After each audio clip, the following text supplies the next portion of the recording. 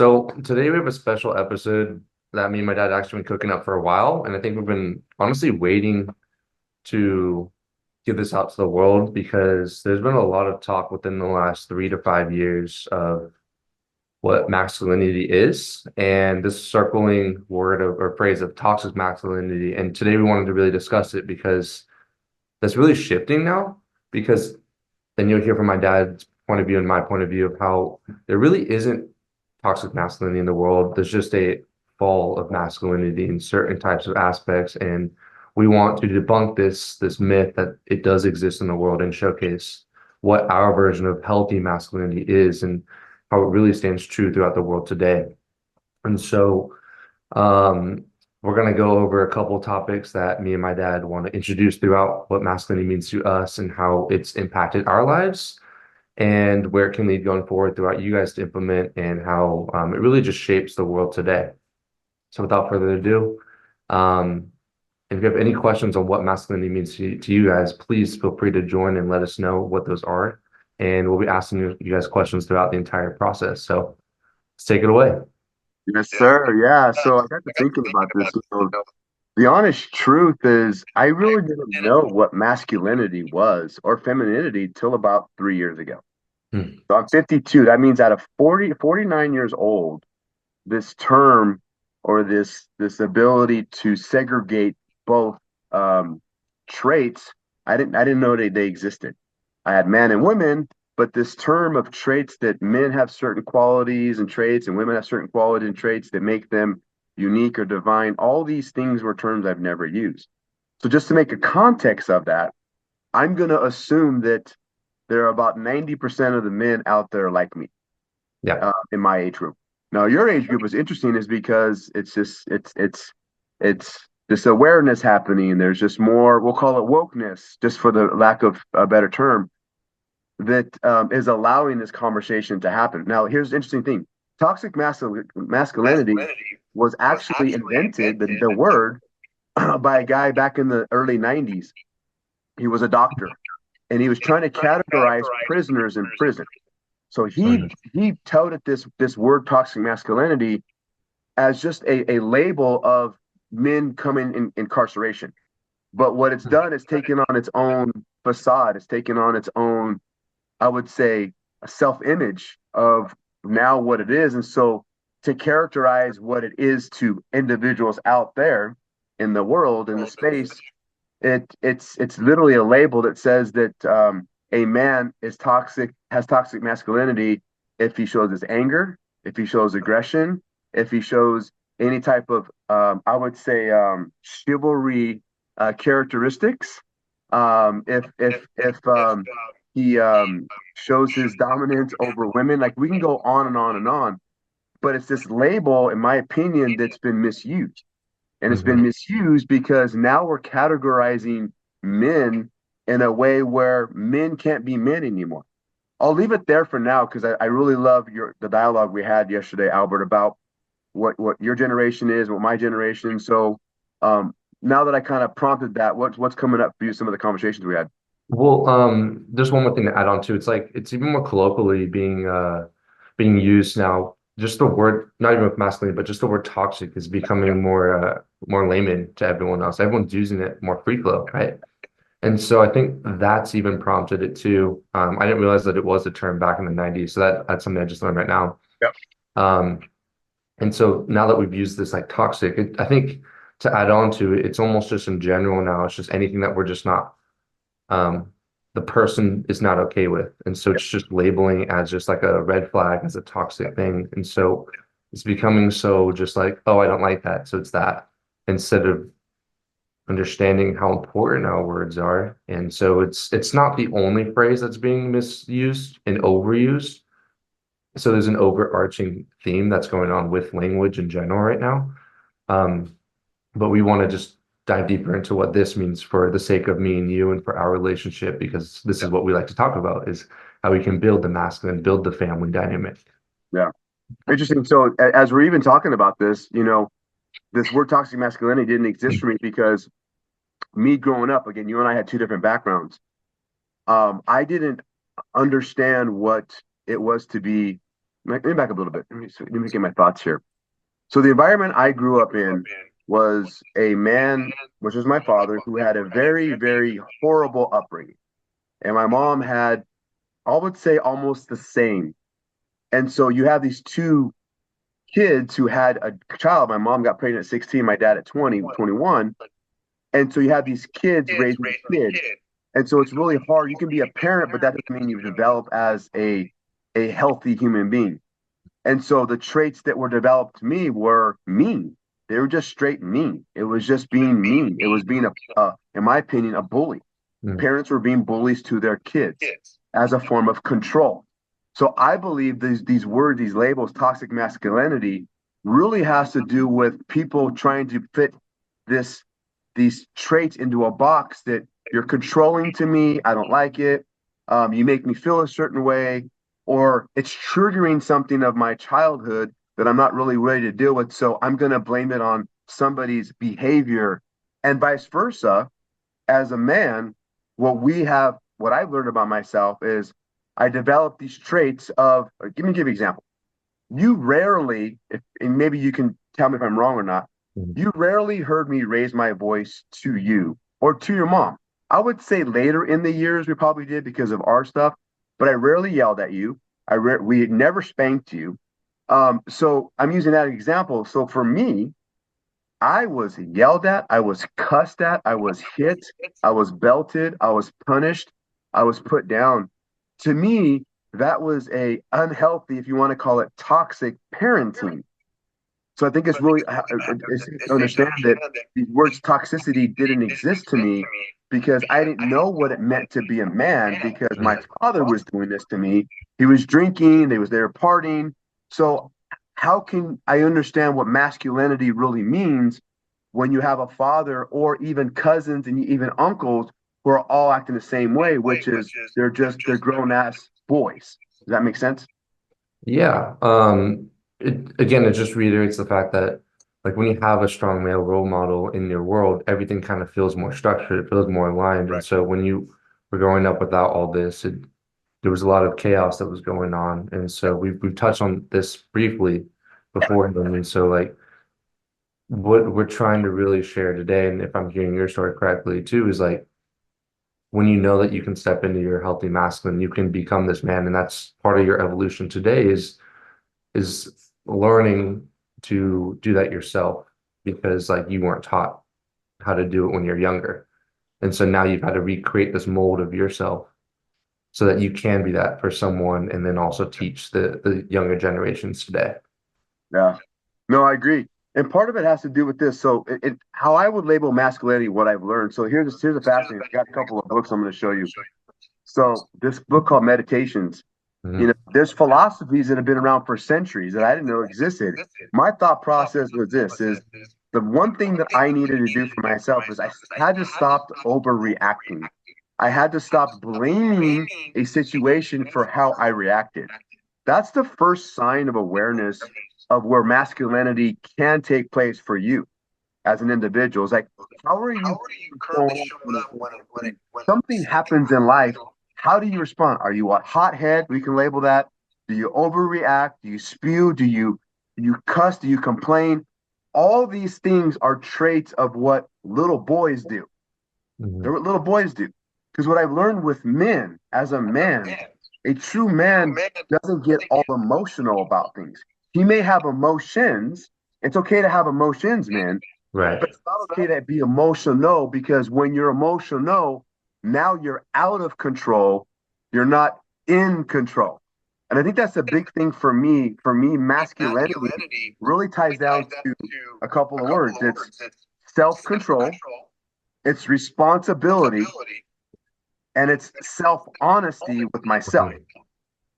And so when I started categorizing the type of man I wanted to be, all of those old habits of reacting, of over I would say overreacting in general, that was my biggest vice, I would say.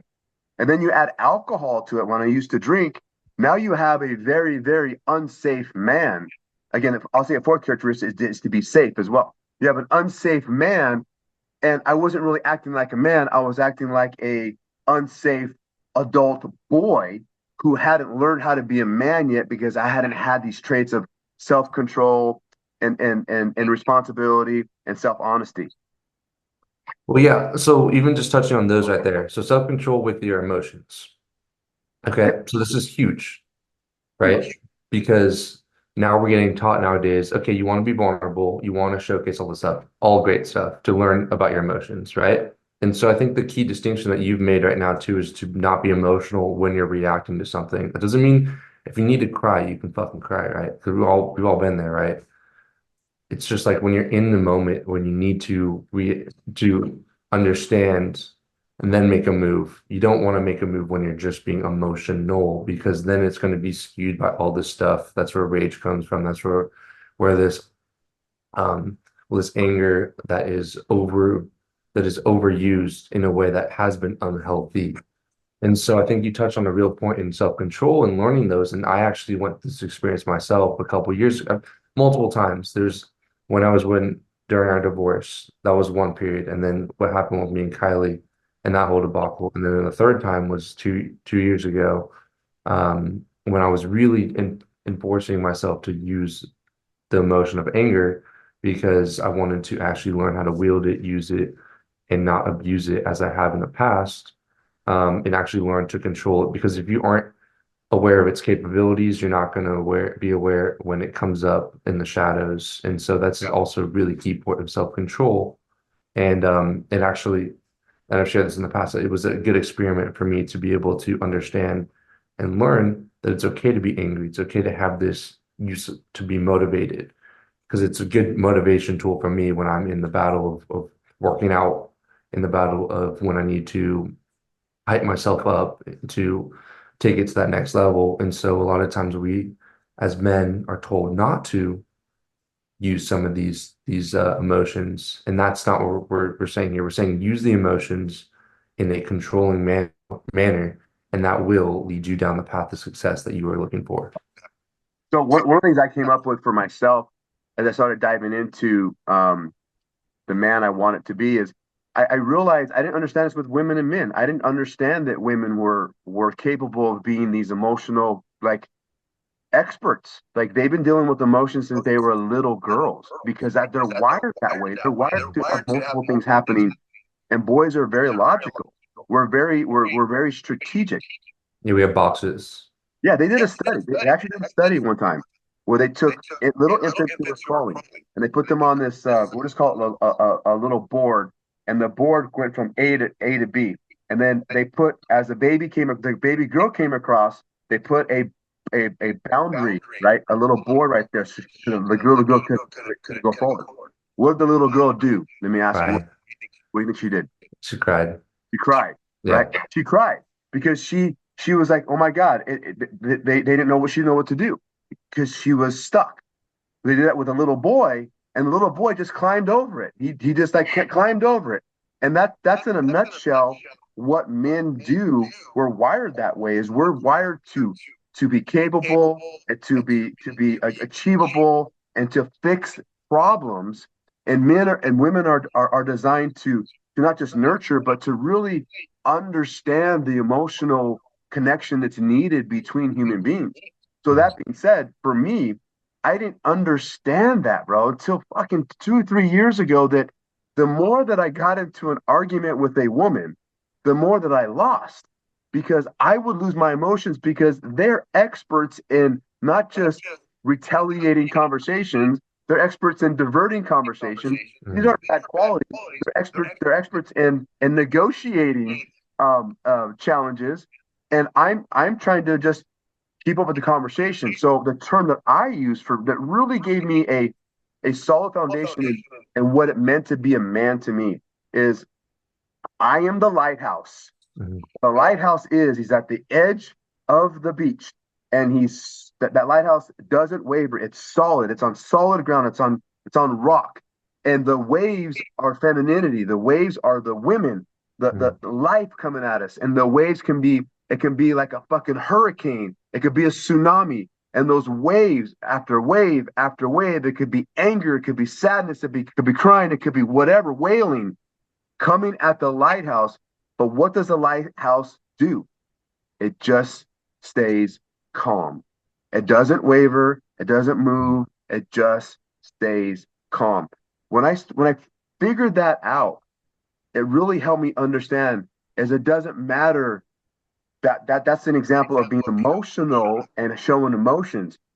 Emotional is the wave, but I can have emotions, which is I'm taking that wave's energy, and absorbing it, but it doesn't mean I need to be involved in it. I call it fuckery. It doesn't mean I need to involve in the fuckery. So for me, when I talk about femininity and masculinity and what masculinity really is, it's to be able for a man to be able to hold space, to be a rock, to be that solid individual that it doesn't matter what's happening around him, Mm. doesn't matter what's circulating, doesn't matter if the fucking house is burning. He this individual is calm, he's collect, he's in control of his emotions, he's logically thinking about what the next step is, and he doesn't get involved in the fuckery of the yelling and the screaming and the emotions and the fire and what ifs and what can'ts. All he's designed to do at that point is to solve the equation, which is how can I help my family or these people be Mm. safe without getting caught up in the emotion? Yeah, and that's the last line right there is how do you not get caught in the wave when everything else is going on? This is what we have to teach as young men right now is this idea of self-control is not new and it's not going away. It Yeah, can be your business, it can be your work, it can be your spouse, it can be your family. yeah, And so I guess that's where responsibility really comes in taking ownership. And that's something we touched on a little bit yesterday when we were prepping is how do you take ownership in this wave of masculinity when it seems like there's no chivalry that's being allowed from the reciprocal party, right? And so that's not the only way to do it, but that is a mechanism, right? How do you take responsibility when it feels like it's being rejected right now? Um, how do you take responsibility when there's no personal ownership and everyone is just kind of dishing it off to make it and have the accountability be pushed on someone else too. These are questions that are negative questions because it's not really answering the root problem, it's just pushing it away. And so let me ask you a direct question then, being that you're 52 now, 52 now, and you've been through the ringer a little bit, is seeing that when you personally had to go through this new wave of you right now that when you're at, what did you find that was the most necessary question to answer in terms of responsibility of who is Albert Chavez and what is he going to do about it when his back is against the wall and everyone is just like yeah. everyone's just rejecting him. It's a great question. So I'll say it this way: the old version of me was very reactive, and I was very reactive because you have to understand, bro. Is like I spent years of my life. Again, you don't know this part of me, but I spent years of my life not having a voice, like really being told to shut the fuck up. Like, and that when you tell someone that over and over and over, and you threaten them with violence, then you learn how to shut up and you learn how to suppress all these emotions. But then as I became an adult, then I basically entitled myself that I don't give a fuck what you say. I'm going to tell you what I'm going to tell you what you need to hear. So there's a toxicity coming out, no self-control. It was what I wanted. I was being selfish. So this new version that had to come out really had to say to himself, number one, is it worth it? Like, is it worth for me to say what I really need to say? And am I really being honest with myself? Am I actually doing what I'm asking Mhm. for what I need? Am I following through? Right? That was the biggest thing for me is like I can tell you what you're doing wrong. But if I'm being a hypocrite about it, then I have no integrity. So that self-honesty. So I really had to look at this mirror and say, what am I so upset about? I was upset about everybody else, bro, except me. Mhm. And that radical responsibility to talk about is that process of, okay, so I want her to show up for me a certain way. I want him to show up for me a certain way, but I'm not showing up that way. Or I'm picking and choosing. So for me, When I have this saying, I tell you, when a man is right, his world will become right. Mm. That has helped me really define this character I keep telling you about, that I want it to be a certain way. So if I say I'm going to be a certain way and I'm saying it, I'm not just saying to say it, I'm keeping my fucking word. My word, bro, if you know me by now, my word is everything. Right. That holds you to your word. Your word means so much to me because it means to me because this new version of Albert, he keeps his word. And that is what's kept me going. That's why I get up early. That's why I do the same thing every day. That daily discipline self has allowed this new version of me to understand self adversity, to understand self control, to understand all these things we're talking about is to gain control of this person who was out of control because he didn't know the tools and steps he needed to become in control. Yeah, you touched on something I wanted to touch on a little bit today was structure and being adaptable both at the same time. And I think Jocko talks a lot about this, in his books, in his Dichotomy of Leadership and Extreme Ownership books, of having this structure, but this adaptability to it, because there has to be some sort of creative flow in this, right? And that's where the emotions are very powerful because they can guide you in this right direction. Um, so what I want to keep diving a little bit deeper on is your honesty, your self-honesty with yourself, and having to look in the mirror and say, this is not who I am anymore. This is someone that does want to be integrity with his word.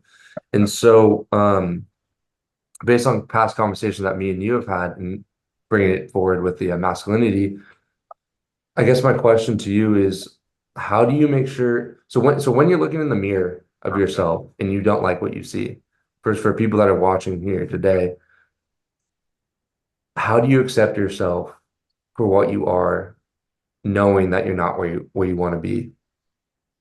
Yeah, I think that the right question, the right answer to that is I wake up every day really that old self, bro. Like every morning I wake up with that same guy that I just don't like. So in order for me to every day I wake up like that, just like I don't Mhm. wake up happy, ready to get going, like life is great.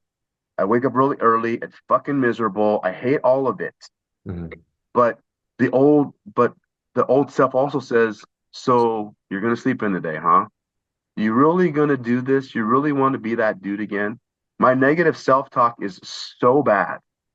It's so bad that when I do these little things daily, then that new self gets more strength every day, every day, every day, every day. And there's Marcus Aurelius talks about in his book, he has a saying, straight, not straightened.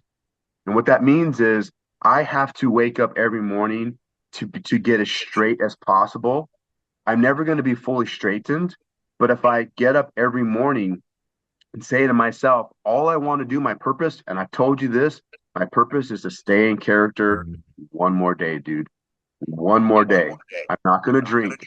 I'm 2 years and fucking 8 days sober. Like, talk about an accomplishment for me, knowing me. That was just a precipice because I had already built the all these other little habits getting in the way of these weaknesses I have that allowed me to say when I was ready to stop alcohol, it wasn't this big task. So I think what a lot of men have a problem with is they have these big tasks that they want to tackle, and they're neglecting all these little tasks that they need Mhm. to get first to Right. build these wins. So I know I'm going off tangent a little bit, but for me, it was really about not just making a decision, but the decision followed with the action that today's another day, and I have to do what I don't like doing, right? Right? I hate doing what I do, but I got to do it like I love it, like Mike Tyson said it. I hate it, dude. I fucking hate getting up at 2:45 in the morning. It sucks. But I journal and I do all these things, it allows me to say, one more day, dude. You did it one more day. I think the biggest thing that to even like circle the whole thing is just stay ready. Um, I think one thing I've noticed just within the last 5 years, since I'm 25, back when I was like 20, 21, is I don't know if you've noticed this throughout the last couple of generations. But just the idea of like that's not my job being a common phrase, like in a subtle way, like people don't explicitly say it. The reason why I'm touching on that is because the phrase like stay ready comes to mind for me is not just because you need to be ready right now. It's that when the freight train, as you've told in the past, like comes and gets you, it's gonna come after you. And if you're not making sure there's enough coal in the engine, if you're not making sure I'm not sure, I'm just making this up, like rails are greased, making sure the oil, the whole thing is going, you're gonna be fucked when that happens. And so what I've noticed with younger people and just being observant now is everyone wants to just do their job but get the promotion. And that's really fine and dandy when the assumption is everyone else is doing their job to the T, which we all know is not true, right? In most cases in corporations, is like you have to do something to make sure you're staying ready day to day and make sure you're doing a little bit more so that you can not just step on other people's toes to make yourself look better, but make the whole team better as a whole, right? And so this touches the self-control, this touches the responsibility, this touches the self-honesty portion that we've agreed upon as like these three main characteristics of masculinity so that everyone can be safe and sound so that you can be the man that you say that you're going to be. So this all touches everything else is like you are going to be ready day to day if you do what you need to do for me, that's working out daily. If I don't work out, bare minimum, that's bare minimum I do every day is because I just feel like I'm antsy. I feel like nothing's in tune. I feel like everything doesn't go the way I want to go. And there has to be something that you as the audience member has to be like, hey, I'm doing this no matter what at a certain point, because who Yeah. else is going to do it? Yeah. No, you're right. So you phrase it great. So what I've had to learn is this is be ready. That's a Be great way to ready. put it. Is we're gonna have involuntary acts fall on our lap every day. Stuff we can't control. So what I've had to learn how to do is inflict voluntary suffering on myself. That's why I get up early. That's why I work out early. That's why I eat good. That's why I talk the way I talk. Is because if I instill daily self-inflicted sufferings on myself, then I already am used to an emotion that I'm used to. That way, when stuff comes my way, I already have a system. I already have a way of dealing with the stress. The biggest problem with your generation and a lot of folks that are my age is lack of stress management. Why the fuck do you want it so easy? Do you think God really created you to have a simple, fucking easy life? No. I believe God created people to say, you want character? You want a great character? Then I'm going to put you through adversity. If do you want courage? Then I'm going to show things to you to Mhm, show you strength. You want love? Check this out. I'm going to break your fucking heart to see if you really love people. mhm, Does that make sense? I've really embraced that. mhm, I've embraced this thing that all these difficult tasks in life are happening for me because they're lessons because I never learned them. And I would internalize mhm, poor me, why me, suffering. Oh my God, I'm a victim. This has happened to me again. My family can't take it anymore, right? I'm like Jocko says, bring it on, motherfucker. Like, what else do you got? That's why my shoulders are so big now, bro. That's why anything comes my way, I'm mhm. like, cool, what else you got? That shifted for me when I broke my leg. So you remember when I tore my Achilles, hot mess, bro, hot, Right. 2018. And then I ripped my Achilles, right? The following year, hot mess. Why did this happen to me? When I broke my leg 2 weeks before the desert, I said, there's a lesson happening here. I'm going to the fucking desert. I'm figuring it out. What's next, motherfucker? No. Like, I literally have that attitude now. So I like that portion of the because I'm just imagining like someone sculpting their character right now, right? Like everyone thinks that they have to do it. I mean, honestly, nowadays it feels like people just want the character to be made already. Yeah, Like, how are you supposed to do it when you're not doing anything? right. Like, how are we supposed to do it? Everyone's very scared right now, and I get it. We've been coddled as a society so much. Yeah. Even now, like I can just like show up and like type a few things on the computer and you get paid. Everyone feels like everything is just given to them very easily. Yeah. So like For the person out there that is wanting to like figure out who they are and where they can get it, just go search for it. If there's something, like you said, if there's something out there that you are curious about, go find it. And then you're gonna learn how much you don't know, and then that'll be something to go forward. I feel like speaking, I mean, I guess this goes for everyone, but speaking to the younger generation right now, if you're just leaving college, if you're just leaving high school, at this point, like there's a lot of stuff you don't know and you think you know everything.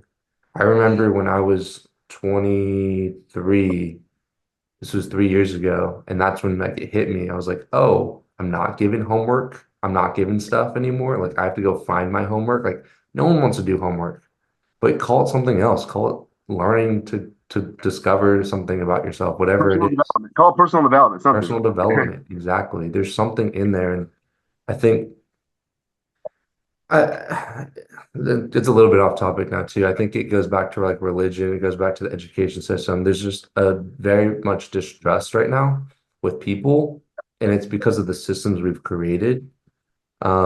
And so there's got to be some sort of personal responsibility because I think a lot of people don't trust themselves to do it, even though they say that they do. And I think that's the biggest thing right now that we need to touch on is in this masculine age that we're going through, we need to take this responsibility by just saying, hey, this next step I know is the right step.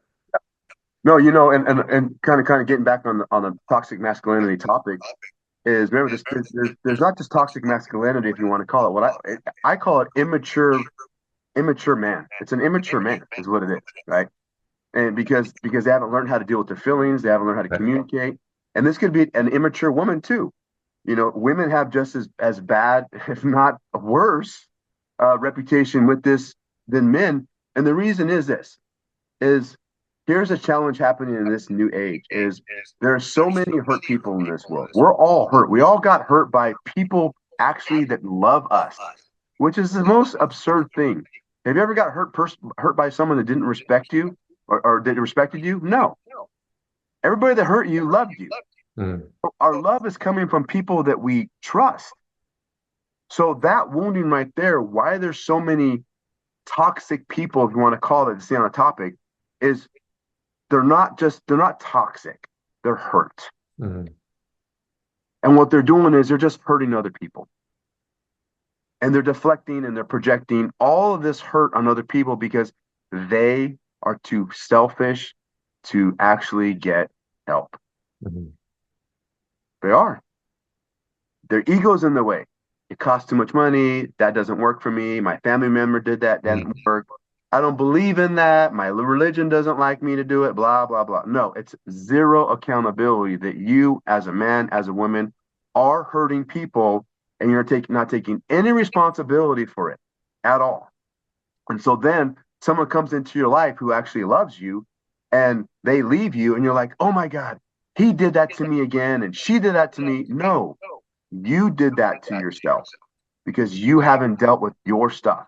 It's time for us as a society, as a man and woman, and this is what I did. It's time for us to stop blaming, complaining, projecting, and making it everybody else's fault. Mhm. And it's time for us to, what do I need to do to get better? What do I need to do to heal myself? Why am I having these types of relationships? Why can't I what's holding me back? When we ask those hard questions, you're not going to like the answer because it's going to require you to deal with some pain, which is really hard, and it's going to require you to be honest with yourself. It's going to require a lot of pain, a lot of hurt, a lot of learning about yourself and digging inside to see what's really going on here too. Um, Last question, just to kind of make it a little deep and personal, um, and then I'll answer it as well. Like, what is just to make us more human, right? What is something that you're realizing about yourself, um, that is a strength of masculinity and something that you might have a weakness in or would like to learn more about? Let's learn more about yourself. Let's do that one. So the question is, what do I need to learn more about myself? I guess so. Yeah. I what I'm learning about myself is this is the pain is less as I dive deeper. Mhm. but it's still uncomfortable. It never goes away. That wounding that we all have, that we know we have, that one thing, it never goes away. Mm, I thought it did. I thought you heal. Healing is a process, it's not an end result. mm. That wound is always there and it's ready to be ripped open. And you can't control whether when it happens, but if you prepare correctly, the pain is less. I like that. I think I've been kind of exploring this a little bit too. Is like paradise is just you enjoying your process, and we're not searching for paradise, we're living in it. And I think Yeah. when I'm struggling in it, that's enjoying that's an enjoyment process for me. I think a lot of times people don't realize why we want to go through these struggles. They don't know why we do what we do daily, and that's not meant for them to learn. It's for us to learn. And so for me, the biggest thing I want to learn more about is what do I need to do, and why don't I consistently do what I know is the right thing to do? And that's something I don't know if I'll ever get the answer to. And I also know that it is the path that I need to continue on because I've seen it in you and I've seen it in other people. Hmm. What on that note of learning about yourself, so I've seen you guys, I've seen this young man grow up. So I get the privilege of remembering he was, 2, 5, 7, 10, 11, 15, so forth. What, when do you think your the biggest growth with your personal development becoming a man? When was the biggest growth that you've experienced, that you can remember, that you can kind of talk about?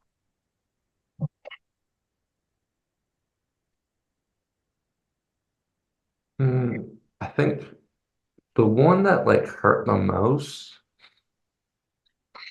I remember it was like the actual experience was definitely the fast for sure, but like the Really? actual process, I would say is like 2 years ago when I was in my room by myself, just learning like, okay, like my relationship is ending.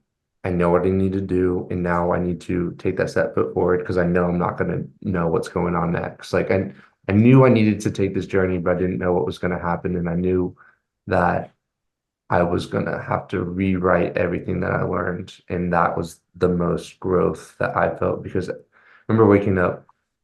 Some days I was like just scared because I knew like I had to stretch this emotion a little bit more. I didn't want to feel alone, and I was feeling lonely for a little bit because I knew I just needed to bunker down a little bit. So that felt very lonely. And wondering like what else I would learn about myself as I went deeper down inside. That was really scary because I didn't know how to open up to everyone else and talk about it. So that was probably the most growth was probably about 2 years ago around this time, April, May, June, when I was figuring out like who I was going to interact with now from now on, how I was going to share that with the world, and what was I going to learn about myself, because that was pretty scary because I didn't know what I was going to find and um, didn't know how to piss people off. About that. So, question on this, another question is like, because again, I'm telling you, I was honest with you. Like, I didn't know what masculinity was until a few years ago. How have you, as a 25-year-old man, embraced masculinity? That's a good question. With women, I see it. I don't know. I feel like I'm like on the other side of the matrix with women now. It's like they don't, I don't know if they want the answer or not, or if they just want you to just be there. And so I like have to pause. I definitely pause a lot more with that regard, where I just like, okay, I just gotta be this rock right now, Yeah. and we can get around the actual problem in a minute. So I think like your lighthouse with the wave scenario, you just gotta just be the light, and it might miss the first time, but you're coming back around, and you just gotta be there for that ship to kind of navigate. Um, with me personally, I just know that like when I'm at my masculine, I'm focused. I think it allows for me to be the most focused because I might fuck up, but when I take responsibility of it, it doesn't matter. Like it does because I keep making the same problem. It helps me bounce back quicker when I'm truly masculine. I think those are the two lessons. Yeah, for me, bro, I think the one thing that I've embraced is people trust me more. Mm. The safety thing is, and maybe you can tell me as well, like I think the Do you, more that I've embraced this masculinity, people feel safer around me. do you think it's because you trust yourself? Oh, 100%. Yeah, and they feel safer because I'm not overreactive anymore. Dude, I haven't got angry in a long time. I have zero rage in my life anymore. Like for me to say that out loud, I posted the other day, like, remember I went to one of Jetty's things a couple years ago and my peers, a bunch of men, there's a bunch of men. I went to this retreat and there was a bunch of men and they kind of gave me some feedback afterwards. And the common theme, here's the common thing. The common thing was I was way too intense and um, and it was basically like way too intense. And I actually laughed at because there was like eight people that gave me their impression of me, and I laughed at them. I said, "Well, that's a whole lot different. 2 years ago, everybody called me an asshole, so I'll take the intense all day long."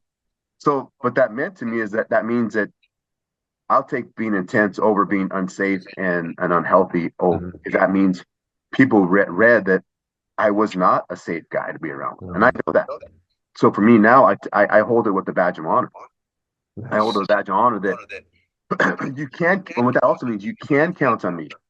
Like, bro, think about this. How many people in your life that you can really count on? Like, no matter what, they're going to be there. I'm that guy, bro. Mhm. You Yeah. recognize Yeah. I'm that guy. I figured out that my purpose is I'll die for you, but I also will live for you. Mhm. And there's not many men that I can say would say that to me in my life, or not many men in general that would do that. That's how far I've gone to where I was selfish before. I had a black fucking heart. And now I'm like at this point of if you're in my circle and you're a part of my life and I love you, I will go above and beyond to make sure that I can care for you or make you feel safe and secure. That's how far along the masculinity has helped me along. Mhm. Yeah, it makes the world feel more secure when you're more secure. Which is 100%.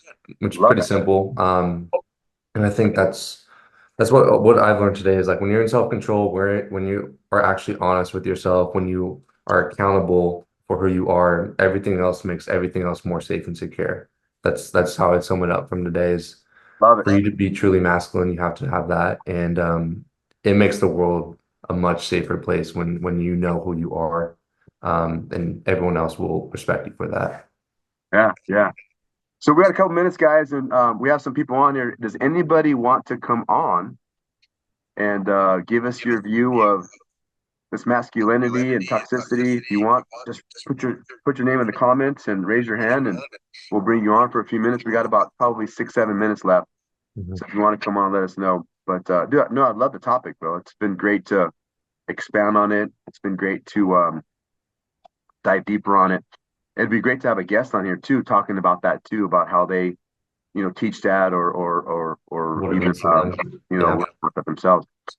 Yeah, I think that's the thing too, is the more we've explored these topics is I don't know about you, but I've it's been allowing me to ask these questions to my peers, because they hear all these buzzwords and then they get like, oh my God, I know everything about it. And it's I think it's just interesting because it feels like there's a shift. I haven't heard that word thrown around as often. Maybe it's just what I interact with now and what I let in.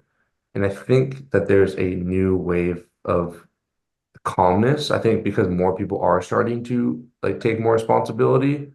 in other assets of their life, which is really positive because we want to see more of this for the younger generations because that's one of the reasons why we're doing this is to strengthen yourself and strengthen your family. Yeah, yeah. Well, cool. Well, looks like no one's coming on. It's all good. But yeah, like I said, Albert and I talked about, we want to thank everybody that comes on here. If there's a topic you want to talk about or think that's important for us to bring up as a father and son, or just as a family, I know some of the things Albert and I talked about was expanding the either expanding the topics or going deeper in a topic. I just thought about this right now. I would love to talk about family dynamics, like exploring what Kaylee's question was last week. Like, what is it to be a brother? What is it to be a dad?